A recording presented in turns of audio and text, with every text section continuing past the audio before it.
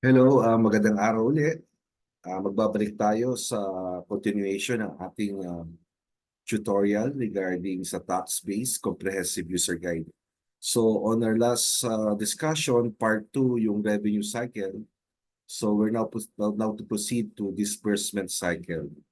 So ang disbursement cycle, ito nga uli yung transaction, purchases of either an asset or capital assets or any expenses, no, to support the operation of the business, and also upon payment or to the payment point, then magko-continue uli, purchase, then payment. So ito yung disbursement cycle natin. Binubuo nito ng books ng purchase journal, kasama na rin yung minor book ng debit memo, pati yung cash disbursement journal. So isa-isay natin to at paano tayo makapag-transact regarding sa disbursement cycle. So eto siya, PJ saka DJ. Yung P is a purchase journal and disbursement journal naman yung DJ. So now proceed to PJ. By the way, naayos na natin yung problem natin yung sa part 2 regarding sa hindi nagwa-white itong SJ005. So nakita ko na yung error dyan at na-fix ko na. Okay, going back, purchase journal. Ang purchase journal, sinabi dyan, is to record all purchases, yung mga trade on account. No? These books create accounts payable. If you want to create payables with multiple entries, you go to the general journal or the itong manual journal entry. Okay, pero mamaya di-discuss din naman natin to. So sa purchase journal, so dito nire-record natin yung ating mga purchases on account.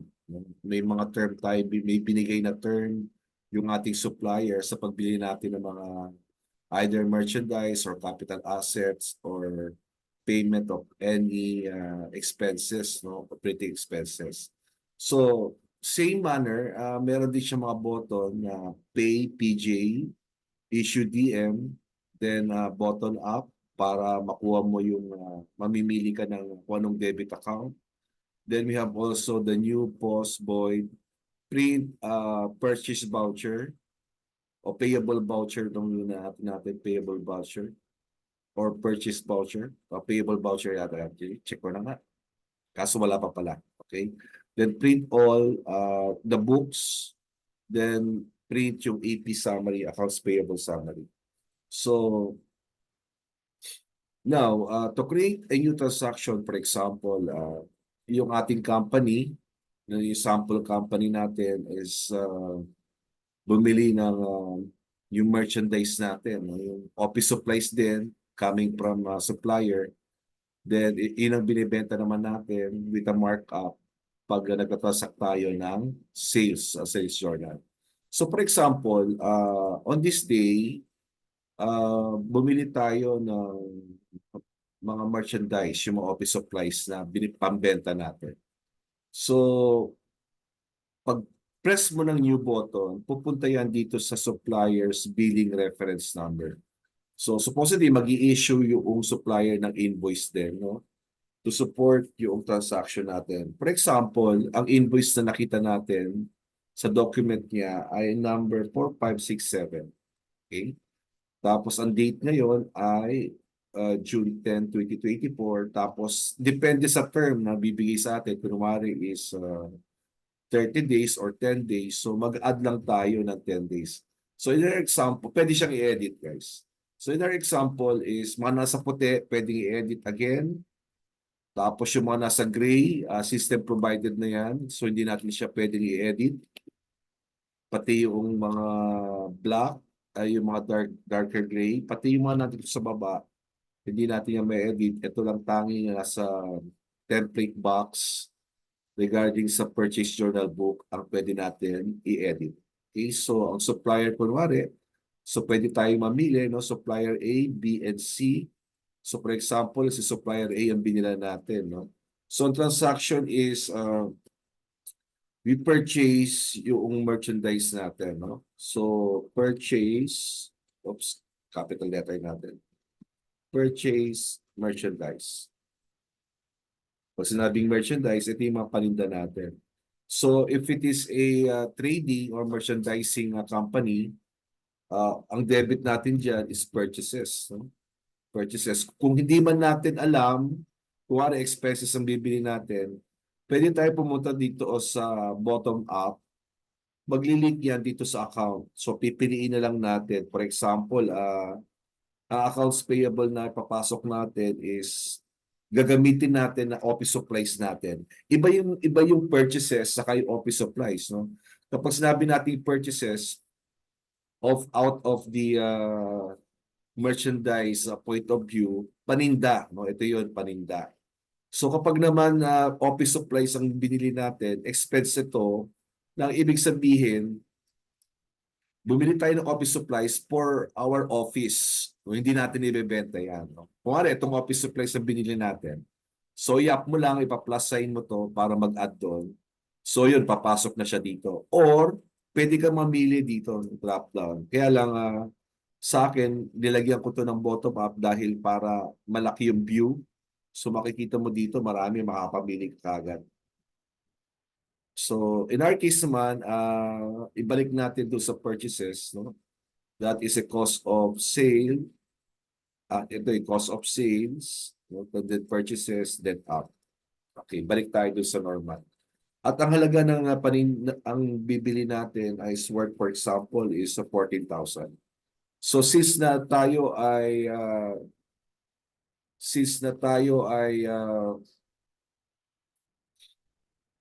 tayo in a point of view as as a customer ni supplier, titingnan naman natin yung resibo ni supplier.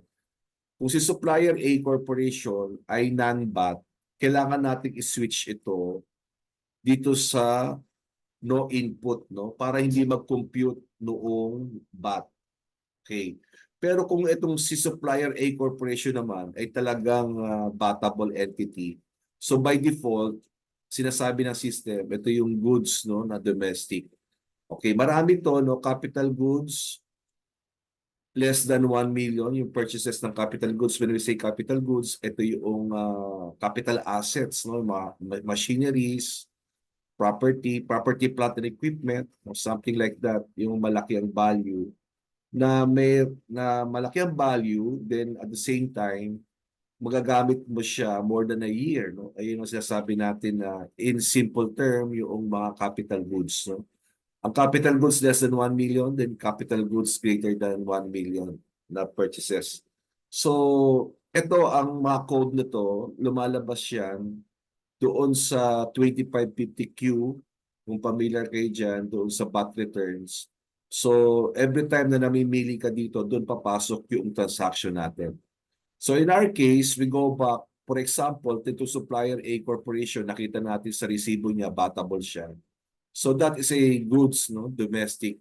Kasi paninda yan, so hindi naman siya capital goods, kundi simply a goods lang. No? Kapag naman, halimbawa, itong supplier A Corporation, dyan tayo, kunwari, service ang ino-offer niya. No, for example, nagpagawa tayo ng sakyan and then ang singil sa atin sa labor. So, mangyayari dyan, services yan. No? Services domestic. Okay? Kapag naman iba ang gumawa na mga non-resident, mga foreigner, dyan pinagawa natin sa ibang bansa, NR naman yun. So, yung no input, kapag non-batable siya, so hindi natin pwedeng i-claim as bat input yung mga supplier natin na hindi naman batable. Kung non-bat siya, automatic yan no input and therefore tayo ang mag-shoulder. No? At hindi siya nag-add actually ng bat. Kaya hindi rin naman natin magagamit as bat input natin in the computation of bat payable. So, going back, ang scenario is itong si supplier A is a batable entity na kung saan binili natin ng merchandise. So therefore, biliin natin itong goods domestic. So nag-compute siya ng BAT, no, at 12,500, then BAT input of 1,500. Then we have now the unpaid balance of 14,000. Then we will pause now. Okay, nag-flicker uli yung screen, nag-update ng mga naapektuhang mga books at pinost niya doon. So, okay. So, dito nasa baba na siya ngayon. Yung yung pinos natin na transaction. So, ano nangyari ngayon dito? So, sabi, ang debit ay purchases, then ang credit accounts payable. So, meron din siyang entry for the input back of 1.5. So, ang entry niyan, kapag pumunta ka sa journal, balik tayo, PJ, ito ay PJ001 under JE00015. So, journal, yung natin journal 15, ito. So, supplier A, purchase merchandise. So, purchases at gross amount of, at net amount of 12.5. Then, a back input of 1.5 debit. Then, accounts payable of credit 14,000. Okay? So, if we're going to see on the ledger, if it is posted already automatically, then puntahan natin yung ledger kung ano epekto nito. So, ang naapektuhan yung accounts payable, purchases, no? So, ito yung accounts payable. So, nagkaroon ng balance ngayon na 14,000. Wala naman tayo in-input na beginning balance, kaya zero pa rin yan. So, accounts payable, ano pa ba? Yung input naman. Yan, yung inputs kay supplier A under the PJ001. So, 1.5. Okay? Then, yung purchases, andito yung purchases. Purchase merchandise, that is a debit of 12.5. So, nag-automatic again, yung posting sa journal papuntang ledger. Okay? So, imagine, no? Alam mo na mangyayari, kung may ending balance siya, papasok naman niya doon sa trial balance. Okay? So, didiscuss din naman natin pagpunta doon sa trial balance na. Then, automatically, nag-create na siya ng financial statements as we post per transaction, no? Nag-automatic na.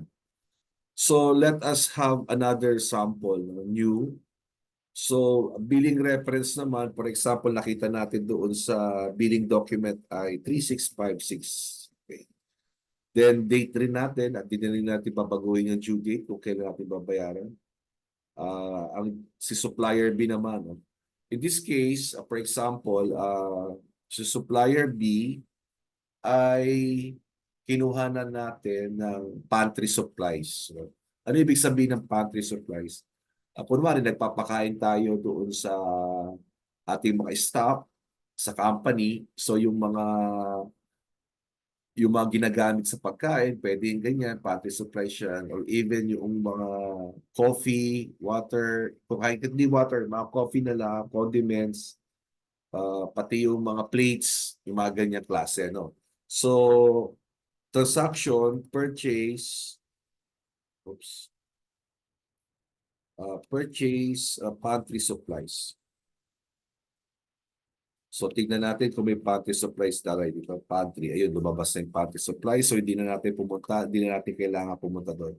So, from time to time na ginagamit mo lagi ito, magiging familiar ka na doon sa mga account. No? Hindi mo na kailangan pumunta doon, i-type mo na kaagad dito. No? Purchases, lalabas na kaagad yan kapag meron pantry. Sa hindi niya tatanggapin, no? Kapag may mga ganitong limited, nakabalidate yung mga nakalimit yung mga words na ipapasok lang dito. For example, nag-type tayo ng kung ano-ano. Pag in-enter natin yan, so not valid, no? Kasi wala doon sa pagpipilian. So ito ay isama sa mga application control na kung saan naka-filter lang yung data na pwede natin ipasok. Bakit? Kasi again, itong system natin is naka-look up or naka-connect doon sa mga reports, no? Kapag hindi nakita kapag nagpasok ka diyan at wala tong ganitong validation or application control, kung ano-anong pinasok mo diyan, yung spelling kasi iba doon sa look upin niya. So hindi niya makikita. So mangyayari, mag-error yung system at hindi magpo-provide ng tamang report at hindi pupunta yung amount na ito. Kunwari, yung pantry supplies, ang napasok natin, instead na pantry, ginawa natin panty. No? Panty supplies. Ngayon, kapag in-enter mo at walang validation to, kapag nag-look up, kapag gumagawa na siya ng ledger or ng journal, at pupunta na sa ledger, hindi niya mapopost yan kasi ipopost niya lang doon sa tamang word, no? Pati doon sa mga financial statement na word, hindi niya mapopost yan. So that is one of the application control na pinasok natin dito. So try natin ipasok. O, hindi siya matatanggap dahil wala siya nakitang pantry supplies. Okay, dapat pantry yun, no? So pantry supplies, then automatically it will create an accounts payable, then gross amount kung magkano yung amount nitong pantry supplies na to. So for example, this is a 4-5.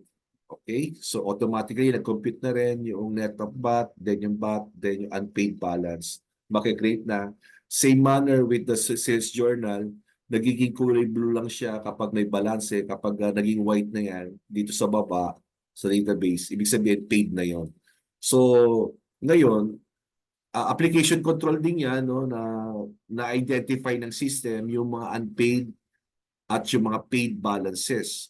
So, kapag gumawa ka ng report at nakita ng boss mo na puro kulay blue, no? Lalo na kapag receivable, no, yung sa sales journal. Nakita ng boss mo, o ba't puro kulay blue to? Ano implication nun? Ang implication nun, hindi tayo nangongolekta o kaya kung mga customer natin hindi nagbabayad kaagad. So papagalitan mo siyempre staff mo dahil pera natutulog yan. Hindi natin dapat i-collectahin natin at siyempre alam naman natin ginagamit din naman natin yung mga pondo niyan para sa operation ng business. So kapag hindi tayo nangongolekta, eventually mawawalan tayo ng working capital at maasahan mo hindi ka na makakasweldo dahil wala ka namang koleksyon. Hindi ka na mapapasweldo, pati yung mga staff hindi na makakatanggap ng sweldo. So ang ganda ng system, no? No, hindi naman sa pagyayabang, tinataas ko siya. Pasensya na po. Ito yung talagang dapat makita sa isang system. Yun. Right away, pagtingin pa lang, ang daming kulay blue nito. Ba't ang daming kulay blue nito? Lalo na sa portion ng sales journal. No, sabihin hindi tayo na-kolekta. O kaya naman, kung hindi man, kasi hindi pa due date, sir eh. Kaya blue, okay, di matutuwa pa rin yung management kasi dahil palang collection natin mangyayari, no? So pwede sila mag-budget o kaya pwede uling mag-forecast o kaya kung pwede silang mag-plan ng mag-expand ng operation o kaya bumili ng makina dahil they're expecting na darating na maraming collection. Dito naman sa case ng purchase journal, so kapag nakita ng boss mo na maraming kulay blue dito sa report, halimbawa ito, piprint all ko na, yan. Yan, kunwari maraming blue, maraming ang dulo-dulo. Ang dami nakitang blue. Naku, sabi ko, sasabihin ng management, oh, may pera naman tayo, ba't tayo nagbabayad? No, baka hindi tayo, kapag umorder ulit tayo sa mga ito, i-hold na tayo, no? So, sikapin yung bayaran nyo on time. O sasabihin naman ng staff mo, sir, hindi pa kasi due eh. Ganun ba? O siya, sige, di alam naman natin sa practice ng accounting in terms of financial management, it's good practice na you pay it on time. You pay it on the due date. Okay? Para ma-maximize mo yung period no ng binigay sa iyo. Binigay sa iyo 30 days babayaran mo kaagad ika-5th day. So hindi magandang practice 'yun. Ang magandang practice kasi yung mga ibang mga tao or ibang mga businesses ayaw nila na kaagad na namomroblema na stress no. Sige bayaran na kaagad 'yan kahit di sila sinisingil. So maganda naman 'yun. Kaya lang in terms of financial management, hindi mo masyado na ma-maximize yung period na binigay sa iyo, no? You're not exercising the opportunity of the terms that you have given, that you have received from the supplier or the customer. So, in terms of financial management, ang best practice doon is whenever there is a due date, you pay on the due date, no? Wag lang overdue. Kapag overdue, iba naman yun, no? Iba naman, hindi siya financial management, kundi pala subas na mangyayari sa iyo kasi nagpipay ka overdue. So, kapag naman nagbayad ka ng mas maaga, okay, good standing ka, pero hindi mo siya na-maximize. Ibig sabihin, parang ganito, no? Binigay siya term, kung halimbawa, 60 days. Kating-kati ka na, gusto mo ng bayaran, ika-28 pa lang, binayaran mo na. So, yung pera sana, no? Lalo na kapag tight yung budget, yung pera sana nagamit mo pa. Halimbawa, kailangan bumili ng materyales, wala ka ng pera kasi binayad mo na kaagad yung pera mo doon sa utang na hindi pa naman due. So ngayon, instead na yung operation mo magtuloy-tuloy, ang mangyayari is titigil dahil ayaw mo ma-stress naman dahil sa utang. Pero hindi mo ginamit on time. O di naapektuhan yung operation mo. Whereas kung nabigyan ka ng 60 days, sa 60 days mo binayad sana on the due date, so nagamit mo pa sana yung pera to purchase raw materials or whatever na for the operation. So tuloy-tuloy yung operation mo ngayon. And then kapag nakanaon ng kolekta, makakakolekta ka naman within that day, with that period So on the due date, doon mo siya bayaran. Are you still in good standing as a customer or supplier? Yes. Because you're paying on time. No? Time on time yun. No? You pay on due date. So okay na okay yun. Kapag naman nag-pay on before due date, okay din yun. Kaya lang yung opportunity to revolve the fund ay nawawala na sa iyo dahil binabayad mo na kagad. So ano ang benefit sa iyo? No? Na-stress free ka no? In terms of utang. Kaya lang, ito ba'y nakaka-apekto doon sa operation? No? Sayang yung pondo, sana ginagamit mo muna before the time comes. That is the principle on the financial management. Okay, pero nasa inyo na yan. Kung na-stress ka, gusto mo na bayaran ka agad, okay lang yun. Kung yun ang doon ka masaya. Pero in practice, financial management-wise, you pay all your dues on time. Okay? On due date. Okay? So, that is the practice. Ngayon, kasi wala naman magpapalop sa iyo yan. Halimbawa, binigyan ka ng term, ang deadline, kunwari sa June 31, ngayon ay June 10 pa lang. So may tatawag ba sa iyo dyan? Oh sir, follow up lang. Yung ano namin, billing namin. Sasabihin mo, teka, ang June ito ay June 30 pa. Nagbigay pa kayo ng deadline kung papalop ka na papalop. So mapapahiya naman yung nagpapalop. So talagang follow up niyan on the time. Halimbawa, June 30, magpapalop yan, sir, follow up ko lang, due date po ngayon. So okay lang mag-follow up na ganun on due date. So, pero yung magpapalop ka before the due, not unless talagang nangangailangan yung kumpanya mo, pero makikisuyo ka nun. Halimbawa, June 30 binigay mo sa term doon sa customer mo, naniningil ka na, June 25 pa lang. So request na gagawin mo, no? Ma'am, sir, baka pwede na kami makasingil, medyo kailangan lang namin.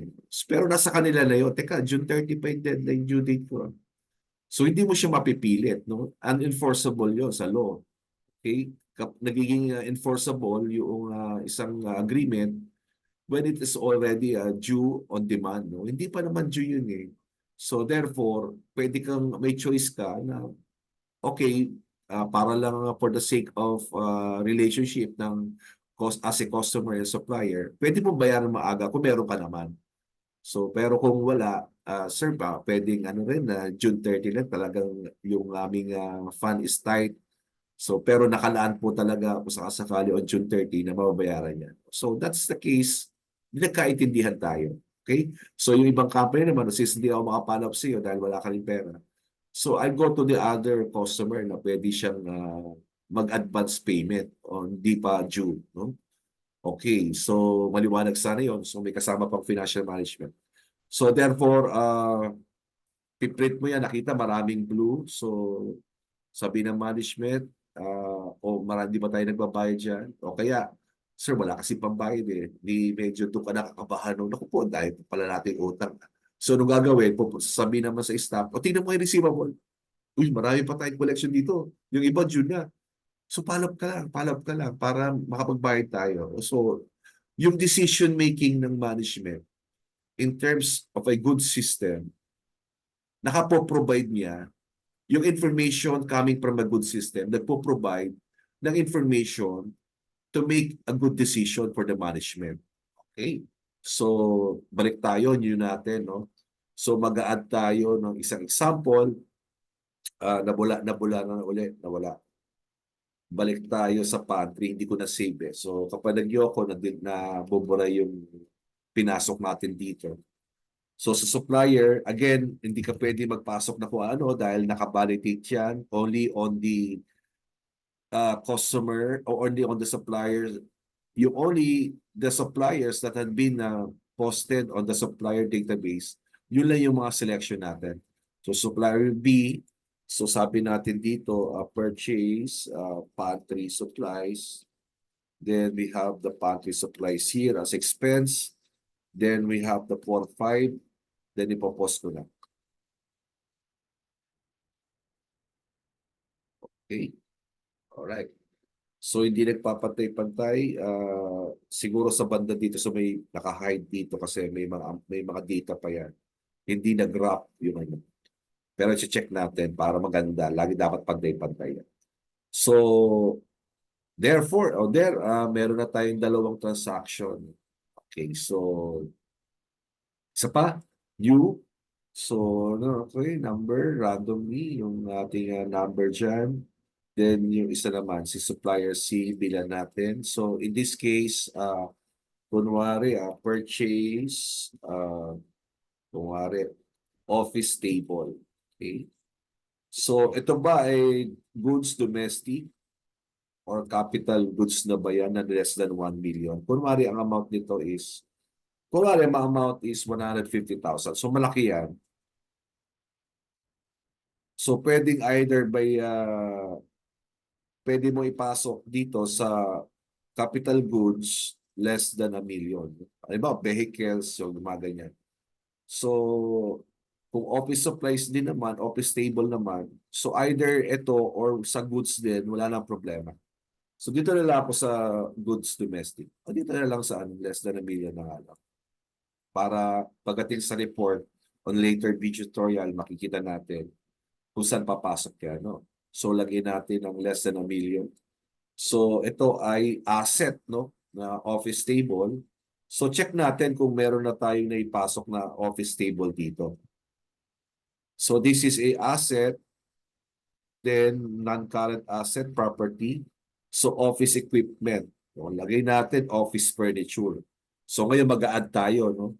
Instead na office equipment, hindi naman siya equipment. Mga equipment kasi is something, mga air condition, yung mga printing, printer, no? Yung office table is a furniture. So, therefore, mag-create tayo ng furniture. So, this is an asset. Ang class niyan ay non-current dahil papasok siya sa property, plant, and equipment. Then, we have now the office furniture and fixtures. Alright, so save. Okay, new account title been posted successfully. Okay, so nasan yung office supplies? Office furniture. Hanapin ko lang ulit na under non-current asset. Ito, i-up ko na. Yan ang pipiliin natin. Ay, since nabura na yung link, no? Balikan ko na lang si PJ. Ang problema, since na hindi pa napopost, so nag-new uli, no? So ipopost na lang uli natin.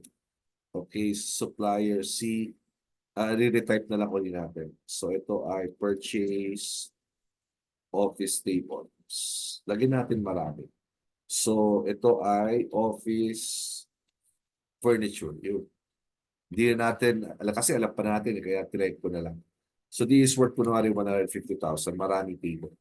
So ipopost ko na sa domestic goods, lipat natin sa less than 1 million, then post. Okay, yung PG has been posted successfully. So ito na yung mga utang natin. No? So sa journal, makikita natin, nalagdagan ng journal 16 and 17. Yung isa ay pantry supplies. So nag-take up na ng input, but input even though hindi pa natin nababayaran.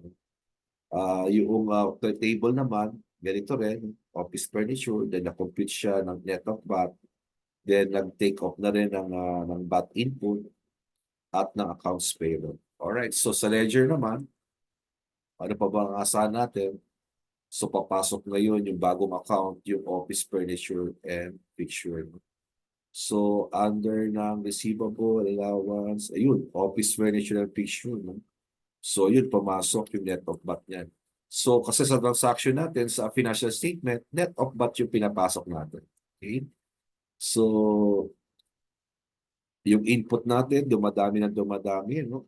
That is on the asset side, i-input na yan. Then also, we have, ano ba ba? Ano ba yun? Pantry supplies or expense. Yun, pantry supplies, nasa dulo, no? Pantry supplies, expense. So, naka-arrange din yung ledger natin. If it is an asset, liability, uh, assets, asset pa rin, asset pa rin, asset pa rin. Ito na liability, liability, walang equity na nakalagay dito. Then sales, revenue, then expenses. So cost of sale, then revenue, expenses. So yung pinasok natin sa part 1 ng equity, actually sa beginning balance lang naman yun. Dito sa may chart of accounts pumapasok yun. Wala namang problema. Actually kasi kanina sa part 1, yung natigil ako, biglang nawala. Nawala yung computer, nag-shutdown. Hindi ko tuloy na-save yung ginawa ko. Kaya mapapansin mo yung mga listing ng customer, naggawa ko ng panibago, pati yung supplier. No, pati yung pasok natin ng account sa accounts. Remember, nagpasok tayo dito sa part 1 ng cash. Hindi pumasok kasi nga natanggal sa connection yung aking laptop. And nag-shutdown, nagulat na lang ako. Ay, patay. So, hindi ko na-save.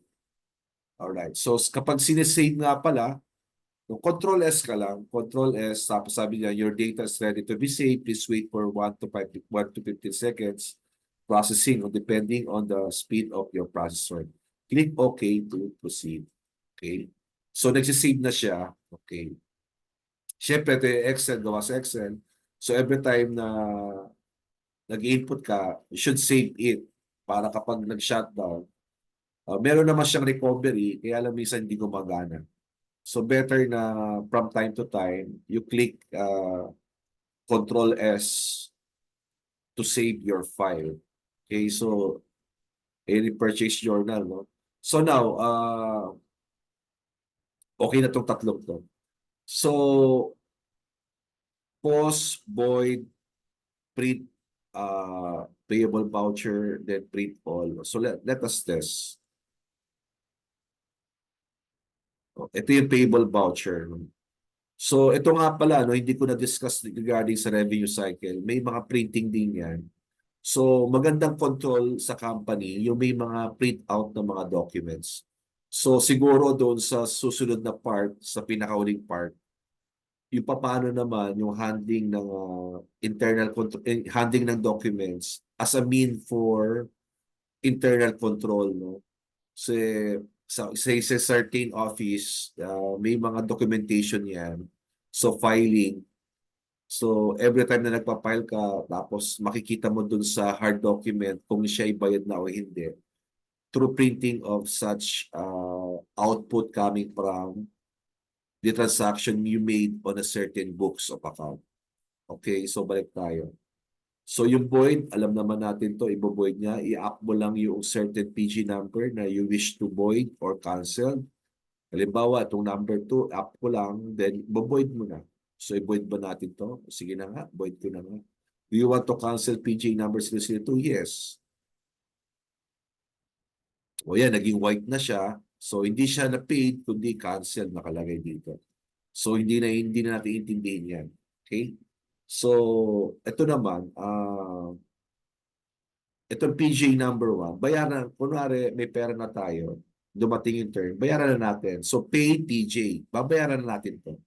So, pag-press natin itong pay PJ, you're about to pay PJ001. If yes, ready your check or e-money or PCF reference number accordingly. So, pag-isipan mo, itong 14,000 ito, ano bang gagamitin ko? Gagamit ba akong cheque? Or yung GCash ko ba? O yung e-money or PayMaya or bank online transfer? Or yung petty cash reference? So mamimili ka kung anong gagamitin mo. So for example, gamitin natin yung check. Yes. So ready mo yung check number mo. Kunwari, ang check number is 00025. Ayan ang check number natin ng certain bank. So Coming from the purchase journal, pinasok niya dito yung number, pati invoice number, pati si supplier, pati yung memo. Yung memo naman, meron na kayo na payment. No? Then accounts payable. Then yung credit, kung anong gagamitin mong payment. No? Pwedeng payment niyan cash in bank or petty cash. Or kung may dadagdag ka ng certain account ulit dyan, yung payment through online, yung GCash. So, select mo yon. By default, ay cash in bank yan. So, ang babayaran is 14,000. So, ito yung coming from the purchase journal na take up natin. So, 14,000. Kung ito yung babayaran natin, okay. So, yung system pwede rin mag-partial. No? Sige, 5,000 lang yung babayaran ko. So, 5,000 lang yung mababayaran out of the 14,000. So, magkakaroon pa ng balance na 9,000 kapag na-post natin to. No? Pero ang sample muna natin, we paid the whole amount, 14,000. Okay. So, if you are also a large taxpayer or a member of TAM, yung tax account monitoring program ba yun? Nalimutan ko tuloy. So, obligado ka na mag-withheld every time nagbabayad ka sa regular supplier mo. Okay? So, in that case, merong itong provision na pwede ka mag-withheld. Ito. Halimbawa, mag-withheld ka sa purchase ng merchandise. So, that is a withholding of a certain percentage to your regular supplier of goods. And that is 1%. Okay? So pipiliin mo actually kung ito ay corporation, up natin, tingnan natin. Ito yan, WC 158. Yan. So if you are still student at hindi ka pa familiar dito, so okay lang, no? Pero once na nagtatrabaho ka na, dapat pag-aralan mo to, yung withholding. So meron ako separate na video regarding sa withholding taxes, comprehensive guideline din dyan, kung papaano, kailan, at anong ATC, yung alphanumeric tax code, ang kailangan mong gamitin. ATC code, no? Alphanumeric tax code. So, piliin ko lang yung cursor ko, ilalagay ko sa WC158, then up ko lang para to select. So, magko-compute na yan. Ito WC158 at 1%. So, nag-minus, no? Instead na babayaran ko siya ng 14,000, nag-minus ako ng 140. So, ang cash out ko lang talaga, 13,860. Yung 140, kailangan kong i-remit yan sa BIR, no? Yung using 0619E or 1601EQ quarterly. Okay, so di-discuss ko rin yan kapag naandun na tayo sa part ng tax compliances. Okay. Pero ang mahalaga lang dito is yung book naman muna. Okay. So, nag-minus na tayo. All we need to do is to pause it. No? So, ipopost ko na para mag-reflect na. Pagka-post ko niyan, yan, nag-flicker yung screen dahil ina-update niya yung mga naapektuhang mga books. Okay. So, ang pera nga pala natin, 72,040. No? So, may monitoring din dito ng kung anong pinili mo na credit. So, may pera pa tayong 72,040. So, makikita mo dito, for example, ginamit mo yung cash in bank tapos di-updated to, na-negative yan.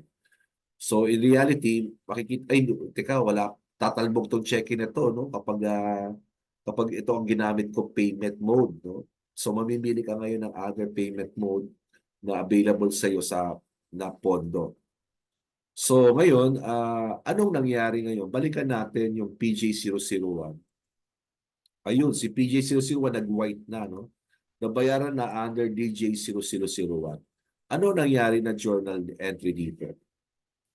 So under 18, nagbayad tayo ng accounts payable, 14,000 at ang gross payment, a gross amount. Then cash in bank, ayun, nakita natin. Ito lang yung in-out natin na pera, 13,860. Then magkakaroon tayo ng payable, no? Withholding tax expanded payable. 140 payable siya dahil kailangan natin itong i-remit on the next month para sa BIR using form 0619E if it is non-quarter ending or 1601EQ if it is a quarter ending. So in the meantime, yun lang muna, no? Kung hindi mo siya naintindihan, on the last part, we will discuss yung mga tax compliances. Okay, sige. Then the ledger,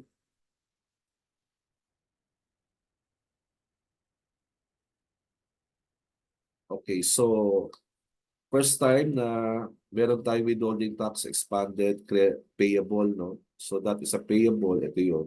Yan. So 140. Okay, so yung accounts payable naman ay dire-diretso lang.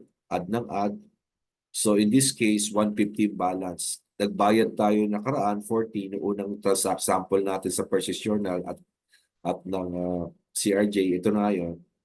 Then, nag-enter pa tayo ng PJ uli ng number 3 na 150 for the table. So, 14 minus 40, cancel out. 150, credit side of 150 yung amount. Wow, galing, no? Okay, so purchase journal, okay na tayo. DJ, purchase journal in terms of payment. Okay, sir, paano naman halimbawa, bumili tayo tapos nakita natin defective yung office table. Kunwari, 10 table yan. So kung 10 yan, 15,000 ang isa. Yung isa, ni-return natin. No? Punta natin. So paano pupuntahan? Again, select, then up. Nandito na tayo sa transaction na yon. So ibabalik natin yung halagang 15,000. So issue DM. Okay? So implication nito sa tax, mama-minus yung input na na ni-record natin on the time na ni-record natin yung payable. So magma-minus naman siya. So issue DM. So you're about to adjust the amount on this PJ003. Click yes if you are ready. Yes, I'm ready. So DM 001 at automatic then. PJ002 coming from the PJ. Nag-supply siya ng information. Ito yun. No? Halos wala ka nang gagawin dito. No? Yung amount na lang. Hindi naman itong 150 ang babalik natin lahat. Kundi yung isa lang. Yung worth 15,000. So mag-a-adjust siya na sa VAT adjustment. No? So pag pinost natin ito, pause. Okay, so nag-reflect. Nag-adjust yung journal, nag-adjust yung ledger, nag-adjust yung PJ. So kaya nakita mo nag-flicker siya. So na-post na natin, nakita natin sa baba. Okay?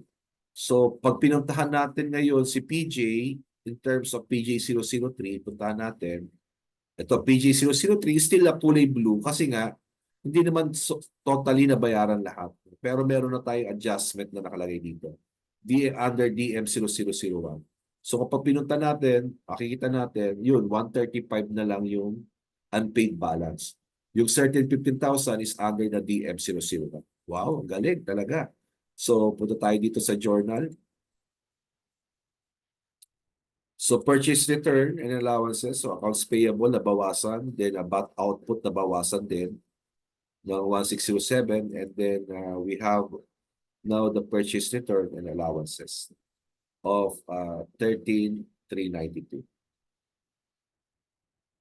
Okay, so sa ledger, ito na nga pala yung ledger, ay di pala, journal pala yun.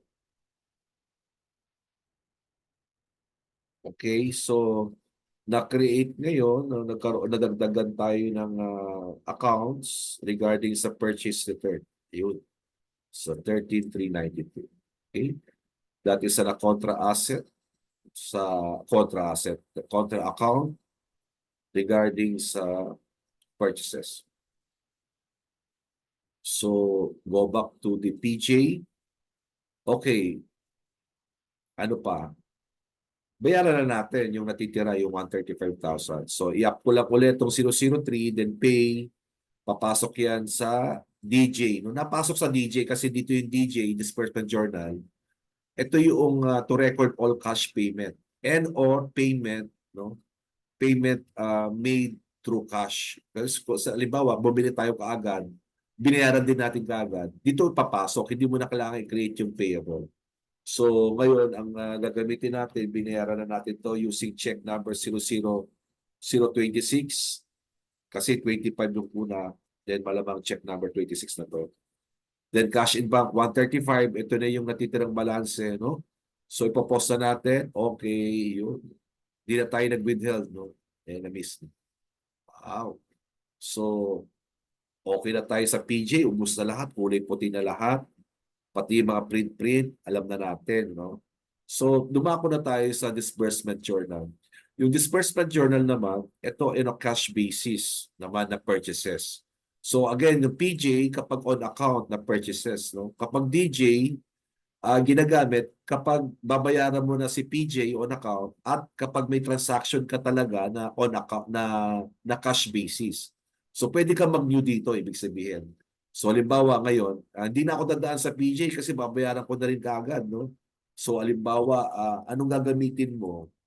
Kunwari through GCash, so yung GCash number, yung GCash reference number ang gagawin mo, no? GCash rep number, tingnan mo yung GCash reference number ng payment. O kaya naman kung PCF, Petty Cash Fund number, no? Kumari may numbering system kayo dyan as a control, lalagay mo dyan, PCF number 001. Ngayon, kung check number naman, oops, tika lang, maximize mo. Right away, binayad mo kaagad check. O, ito na lang gamitin natin. Okay? So, may dala kaagad check, bibili ka ngayon ng kung ano man. Ang supplier invoice na pinakita sa iyo, kunwari is something ganyan. Then si supplier A na lang. So nakalagay dito, payment ng what? Dagdagan mo na lang to. No? Paano dadagdagan niya? Press F2. Yeah, para yung cursor pumunta. F2. Yun. Payment, kunwari ay, ano ba mga ano? Ano ba mga pinakash kagad? Kunwari transportation na lang. No? Transportation fee. Okay? So, anong debit niyan? Since transportation to, di sa transportation, no? Teka, tingnan natin kung meron tayo. So, in that case, titignan ko muna, up ko muna, hanap ako sa chart of account natin kung meron. Ayun, transportation, toll, and parking. Piliin ko yan, then pa-plus ko, punta siya dito, kung nag-pick up siya, ito na yung title. So, again, validation uli yan, hindi ka basta-basta pwedeng magpasok. No? Application control, limited, validated yung data na ipapasok. Kapag validated, dadaan sa validation, meaning to say, limited lang yung data. So, gross amount, kunwari, transportation, XP lang, kunwari, 1.5 lang. Okay? So, chinekin mo, no? Parang di bagay yan. Nag-check ka para sa transportation fee. Kunwari, ano yan, bus fare na malakihan. So, ipopost ko na siya. Okay, so pumasok na siya ngayon. So this is a method where right away, ginamit mo yung disbursement journal dahil nag-issue ka na ng check kaagad or even pwede siya sa e-money or pwede siya sa petty cash. Alright, so ano pa? Void. So same principle, no? I-up mo lang. Kunwari may i-void ka, up, void. No? Kunwari dito sa purchase journal, nga pala, so itong halimbawa itong number 1, i-up ko. Pwede ko ba itong i-void? Void. The PJ number you wish to cancel has already been paid, no? So control ulito, hindi ka basta-basta makakapag-cancel ng isang transaction na kung saan merong sinundan transaction dahil magkakagulo ang record natin. So paano siya mangyayari para ma-void to, no? Para ma-void yan, yung nakakonektang payment dito, halimbawa, ito ay 001. Pumunta ka sa DJ001. Iyon muna i-cancel mo. Then mangyayari, mawawala na yung payment dito. No? Babalik uli yung balance niyan. Then saka mo siya i-cancel. So, ganun yung sistema natin. No? So, as application control, you cannot cancel any transaction that has a prior transaction connected to it. So, dahil talagang magiging disaster yung record natin. At it's not a good system kung sakasakali. Ito, nag-apply tayo na hanggat maaari, nakakontrol yan, iiwasan natin magkagulo, and therefore, in-apply tayo ng control. So ngayon, okay, so di natin pwede i-cancel yan. Actually, wala tayong mga cancel dito, up natin, void yung cancel. Already canceled na yan eh. Yung isa naman, may payment na, no? May paid na nakalagay, so void. So hindi pwede. So, mag-sample tayo ng pwede natin may-void. Kunwari, ito number, randomly. Dito kay supplier B. Transaction is a purchase of merchandise. So purchases siya. Then we have 5,000. Popos ko na. Okay. Alright. So under JE number 002, papasok siya sa journal number 0022. Ito na yun. Okay. Balik tayo sa PJ. Pero teka, ayoko na pala. Binalik natin totally. So cancel na lang natin. Since na wala pa siyang bayad at wala pa siyang any debit memo or whatever, so pwede mo itong i-void. Do you want to cancel PJ004? Yes. Ayun, cancel. Update uli. So nag-void na siya dahil cancel siya. Or ibig sabihin wala siyang balance. Then sa journal naman, makikita mo, cancel siya dito. Wow, ang galing talaga. Pasensya na, habang nagtatransact ako dito, napapabilib din ako eh. Sino kaya gumawa ito? Napakagaling. Okay, so next, DJ uli, no? DJ, alam na natin. So pwede natin to na mag-void or whatever, no? So pwede rin, parang ganun din yan. So in this case, nakita mo wala sa PJ dahil right away dito siya tinransact mismo sa DJ disbursement journal. Ibig sabihin, cash paid yan, no, yung transaction. Alright, so journal, ledger. Okay.